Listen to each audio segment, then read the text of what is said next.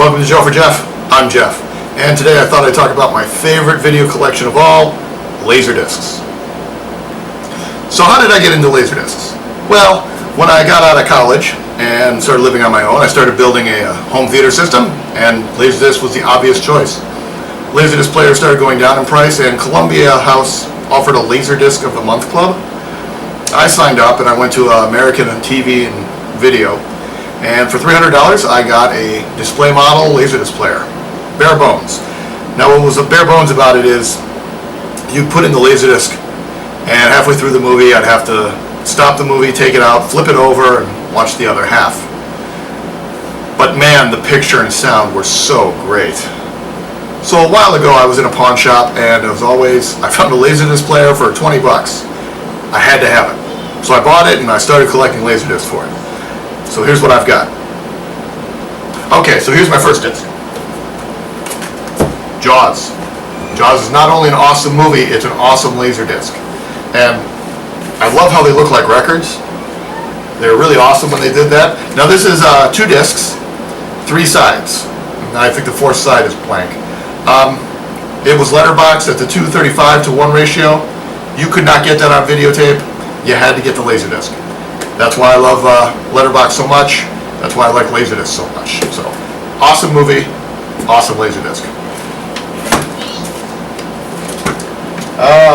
Independence Day. Check this out, check this out. Let's see a DVD do that.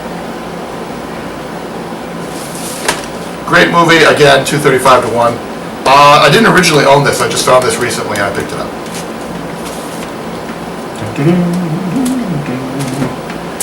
Star Wars, you gotta have Star Wars. This is not the special edition. This is the original edition, and this is the way you have to watch it. Now, I do have some horror titles. We have Dolly Dearest. So it stars Denise Crosby, and it's about a family that relocates to Mexico. They're going to start up a doll factory, and I guess one of them is possessed by an evil spirit. And it's kind of a Chucky ripoff. I fully admit that. It's also very hard to find. Leviathan.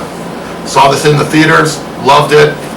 A couple of months ago I bought this on eBay. This is why I don't buy on eBay anymore. So it looks beautiful. And then you take out the disc. And here's the story of what happened. I got the disc, I went over to my Laserdisc player, I put it in, hit play, walked to the bathroom, came back out thinking the movie would be started, and nothing. And the tray was ejected too. So I'm like, I must have hit the wrong button. I walked over to the Laserdisc player, I pushed it back in, hit play, and I got nothing but a blue screen.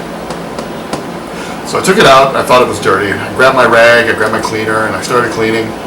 And then I turned it over. And I don't know if you can see that, but that is a straight crack all the way through. And I can watch the second half of the movie, but there's no way in hell I'm watching the first half. Yeah, this is a deep crack. No way I'm buffing that up. I did get my money back, but it was just such a disheartening purchase. I really like this movie. I kept the box and everything. They let me keep it. And if I ever come across another Laserdisc, I'm going to keep that and keep the case because it's in such nice shape. Nightmare on Elm Street Part 3. A friend of mine has a Laserdisc collection. It dwarfs mine. His is like a couple hundred. Anyway, when I told him I got my Laserdisc player, he offered a trade.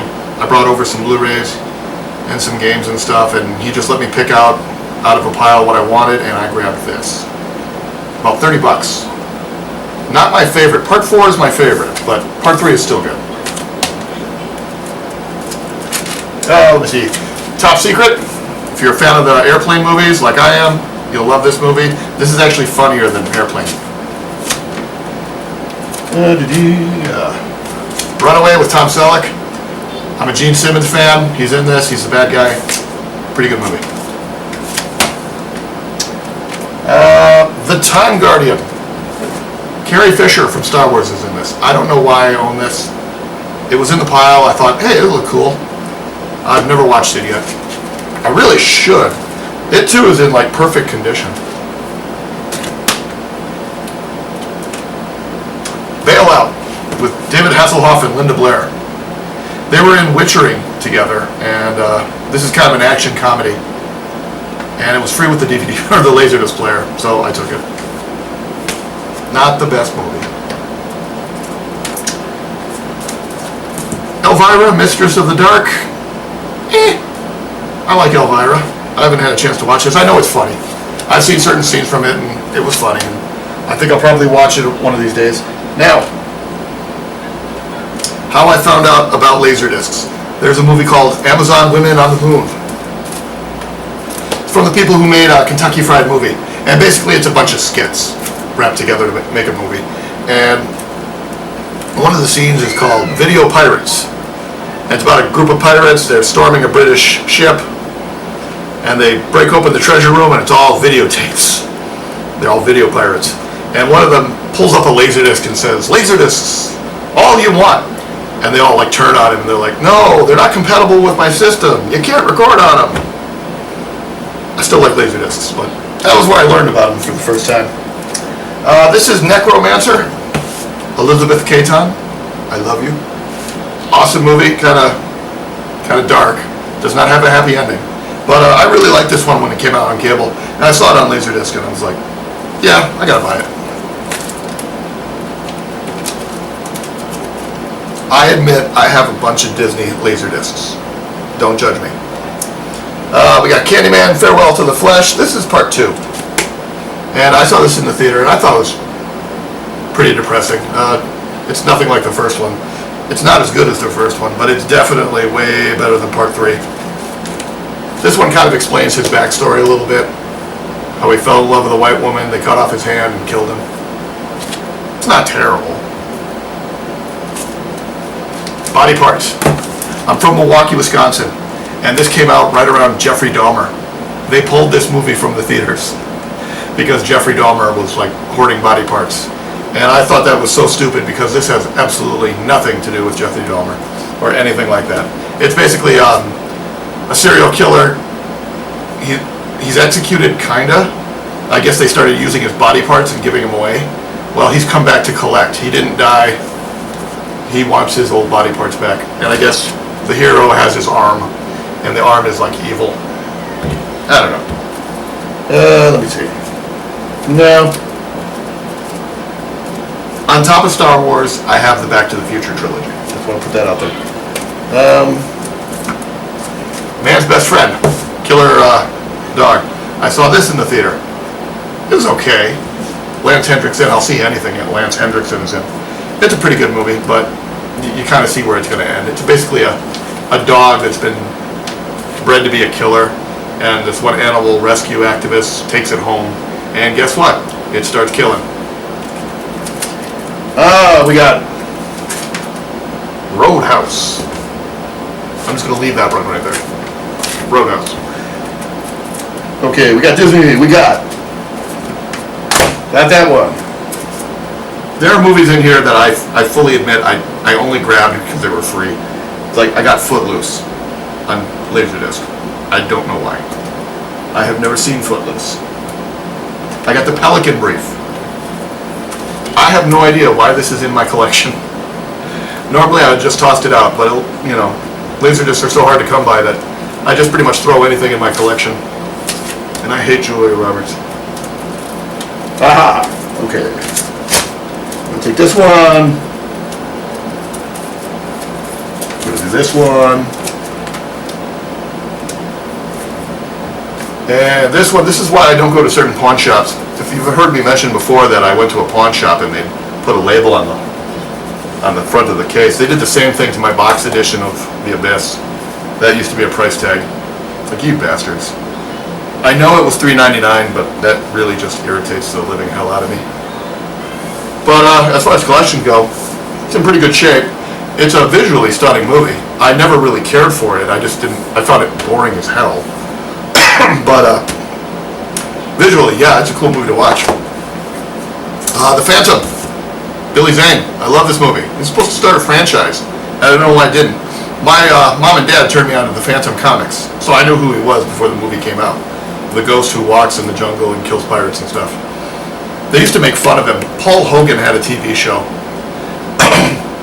in Australia before he was Crocodile Dundee, and he was making fun of the Phantom because he was walking around in modern days, and his wife is like, well, there aren't any pirates. He's like, effective, aren't I? This movie's actually really good. They did a futuristic Phantom, which... Alright, I'll do this one. Showgirls. I too saw this in the movie theater. I tried to walk out. Halfway through the movie, I looked at my date and said, this is terrible. Do you want to leave? And she said yes, but she kicked off her shoes. And she couldn't find them. For the love of God, we're in the dark theater and we're surrounded by people. And she couldn't find her shoes. So we had to wait till the end of the movie. So we had to watch the entire movie. It is awful. Yes, you get to see that girl from Saved by the Bell absolutely naked. Sure. That's not enough to make me sit through 2 hours of movie. It's not. I just... Ugh. It does not explain why I have the Laserdisc, though. This is my favorite one. Sleepaway Camp Part 3. I hate Sleepaway Camp 2, I hate Sleepaway Camp 3, but this is the hard one to find. And, to be honest with you, it's better than 2. They made 2 and 3, like, back to back. And while they're both awful, I think 3 probably isn't as shitty as it could be. I love Sleepaway Camp 1. Return to Sleepaway Camp is also terrible. But I like Part 3. And I couldn't say no. I mean, movies. So, that's my Laserdisc collection as of now. I'm trying to get the Stay Awake on Laserdisc. There's an auction up. I'm bidding on it. Please let me win. I'm just hoping it doesn't show up cracked. Because Leviathan and then Phantom of the Opera with Robert Englund, I got it, and it was a little worn, but nothing unusual. I pulled it out, I started looking at it, and I thought there was a smudge at the end of the disc. It turned out to be a crack. So I had to return that one too, and it was really disappointing. I'm not going to buy much from eBay anymore if they keep arriving damaged. I don't see why. You can send a record and have no problems, but a Laserdisc will usually crack. The reason is that records have a little bit of sway in them, so they don't crack very easily. Laserdiscs are firm, and I'll even show you one quick. There we go.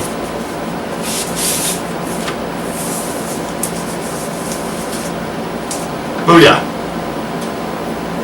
And yeah, no sway whatsoever. These will crack easily, and they're very hard. You can even see the data lines. They're very hard to fix. I actually have a polishing wheel, one of those big tool grinding wheels, and I put a polishing disc on it, so I can just take my laser disc and kind of just buff them. But it's a pain in the ass. So, that is my Laserdisc collection. I hope you enjoyed it as much as I do. I have a bunch of Disney Laserdiscs in pile that I'm not going to show you because I'm embarrassed.